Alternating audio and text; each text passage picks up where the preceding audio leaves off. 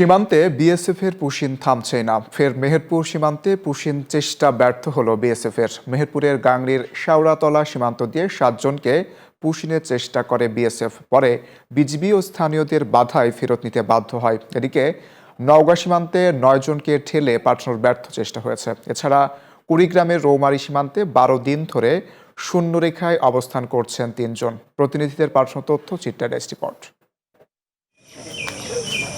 মেহেরপুরের গাংনী শেওড়াতলা সীমান্ত দিয়ে 7 জনকে বাংলাদেশে ঠেলে পাঠানোর চেষ্টা করে বিএসএফ, তবে বিজিবি ও স্থানীয়দের বাধার মুখে তাদের ফেরত নিতে বাধ্য হয় তারা।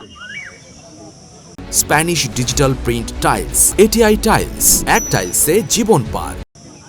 একই চিত্র নওগাঁ সীমান্তেও 9 নারী ও শিশুকে পুশিনের চেষ্টার সময় কঠোর অবস্থান নেয় বিজিবি, ফলে শূন্যরেখার কাছাকাছি অবস্থান করা ওই ব্যক্তিদেরও ফেরত নিতে যায় বিএসএফ।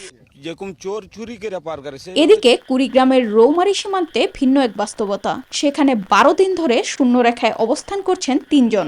সীমান্ত সমস্যা অতি দ্রুত নিষ্পত্তি হওয়া দরকার। জোর দাবি জানাই এই সমস্ত লোকের মানবিক সংকট থেকে উত্তরণের জন্য। সীমান্ত জুড়ে যে কোনো ধরনের অনুপ্রবেশ বা পুশিন ঠেকাতে বিজিবির পাশাপাশি সতর্ক অবস্থানে স্থানীয়রাও। Desk report, news 24।